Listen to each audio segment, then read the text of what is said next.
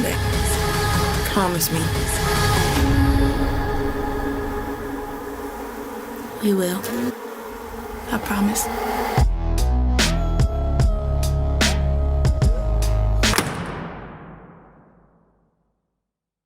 So I had to give it a couple weeks. Well, actually, I had to give it a week to think about the new show Swarm at Amazon, who's created by Donald Glover, who created Atlanta, starring Dominique Fishback, Chloe Bailey, and being that the subject is about stands and how out of control they can be, with certain celebrities like Beyonce, even like Kendrick Lamar, or even Billie Eilish, those celebrities that they hold to high regard, and how it can affect them and why they're so connected and so loyal to a certain celebrity that they haven't even meet. So I had to think about this show, and the reason why I had to think about it was because they have certain aspects in the show. Just before y'all click on this is going to be a spoiler because the show came out a week ago. If you haven't watched it, they even put out a leak.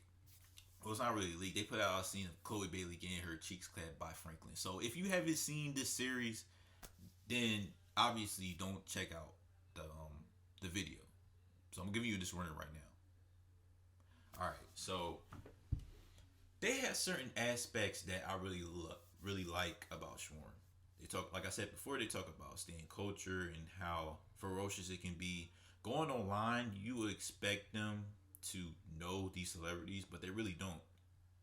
And it comes to a point where if you disagree with their takes of saying, "Oh, they're not the greatest thing since sliced bread," or "It's just not my thing," they will viciously attack you. They will talk about your looks. They will talk about your family. They will even threaten your life because you don't like that certain celebrity.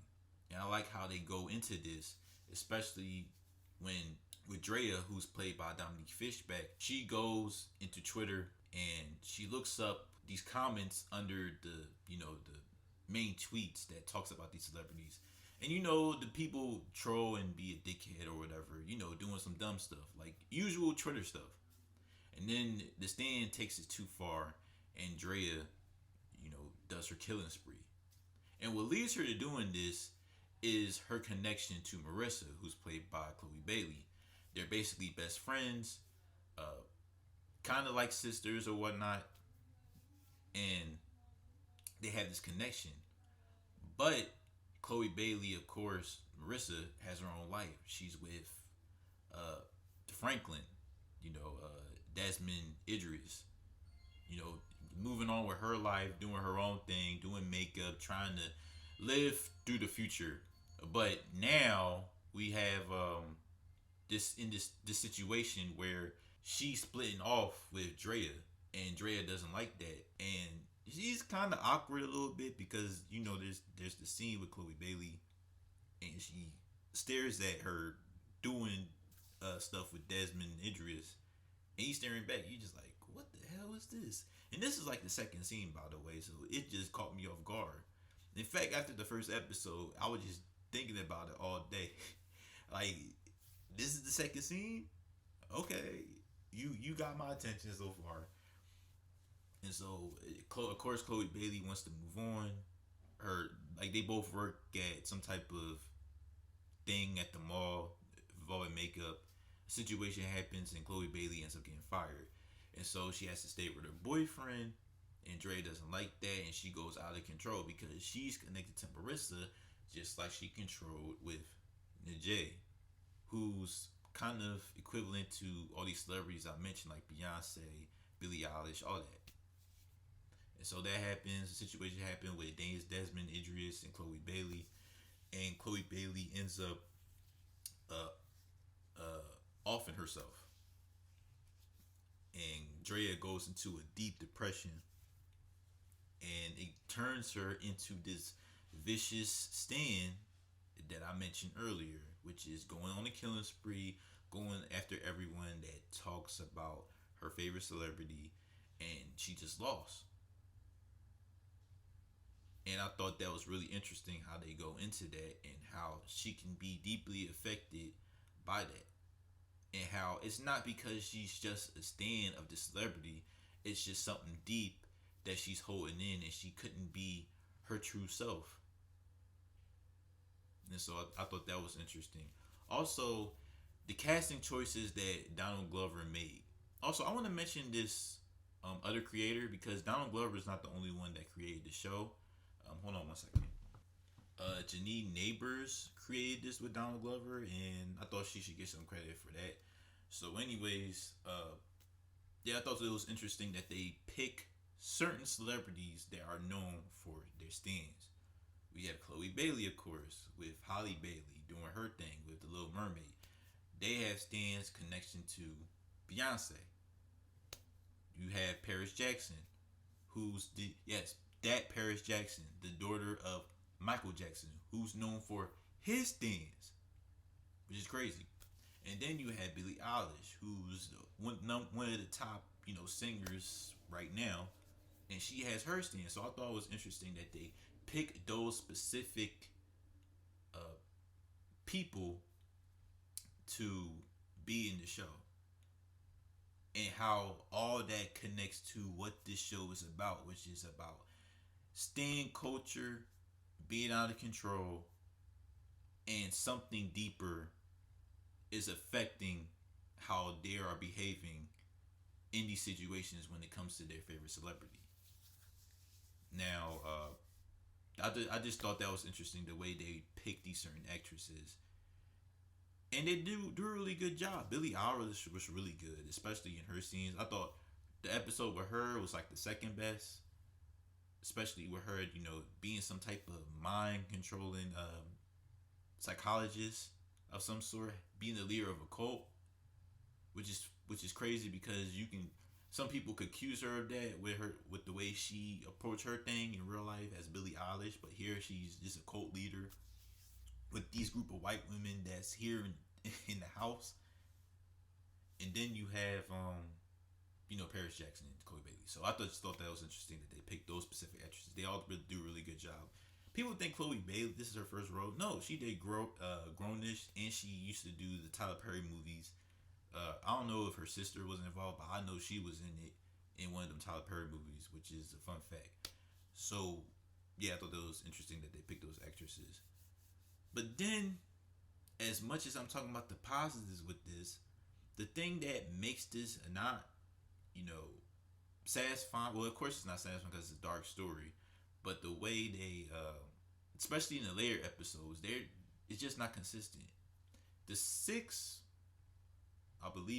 second to last episode, they do a mockery, like a mockumentary, just like how they did with Atlanta with the Goof Troop, and it did not fit with the series at all.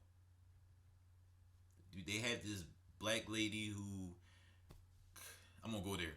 They had this black lady that she basically Aunt your mama at this point, talking about, I'm gonna find out who this Drea is, and I'm gonna do my thing. And she just laughing, cheering, when this is just like serious. Like, what are we doing here, man? And I know other people hated the episode more than me, because I talked to my friend Eladio, and he hated this.